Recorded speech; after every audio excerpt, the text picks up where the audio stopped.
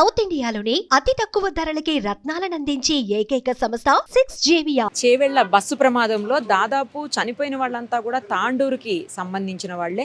అయితే ఒక ఆమె తన తల్లికి ఆరోగ్యం బాగలేదని చూడ్డానికి వచ్చి తిరిగి వెళుతూ ఆవిడ కూడా ఈ బస్సు ప్రమాదంలో చనిపోయారు.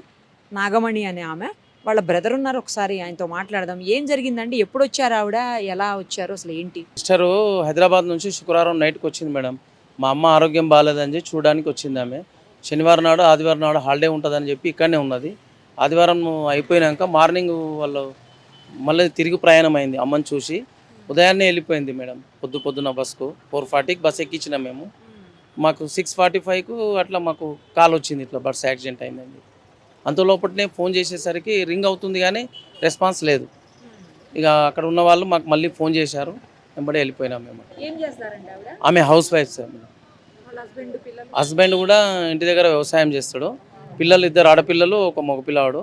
2 ఆడపిల్లల పెళ్ళిళ్ళు అయినాయి. ఇక్కడనే ఉంటుంది, మా దగ్గర ఇంటి ముందరనే ఉంటారు వాళ్ళు కూడా. అబ్బాయి ఏమో హైదరాబాద్లో ప్రైవేట్ జాబ్ చేస్తాడు. కోడలు కొడుకు 2.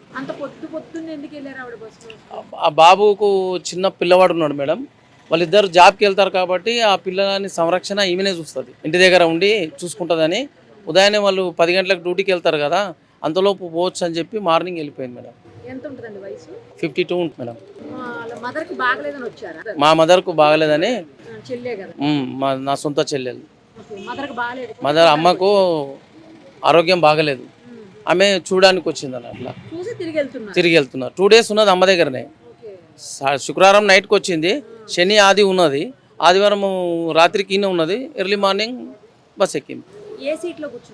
డ్రైవర్ సీట్ వెనకాలనే కూర్చున్నాం మేడం. ఫస్ట్ సీట్లో మా సిస్టర్నే కూర్చోబెట్టినాం మేము. నేనే పోయి దింపొచ్చిన. బస్సు అప్పట్లో సీట్ బర్త్లే ఉన్నది, పెద్దగా ఏం రష్ లేదు. అప్పటికేం పెద్దగా లేదు. ఈమె 4:40కి ఎక్కించినాం మేడం. అప్పుడు ఫస్ట్ బస్ అది, ఏం రష్ మామూలుగా ఉన్నది. ఇక పోతూ అక్కడ వికారాబాద్ ఫుల్ అయినట్టున్నది. ఎప్పుడు అంత తొందరగా ఎప్పుడు పోలేదు మేడం.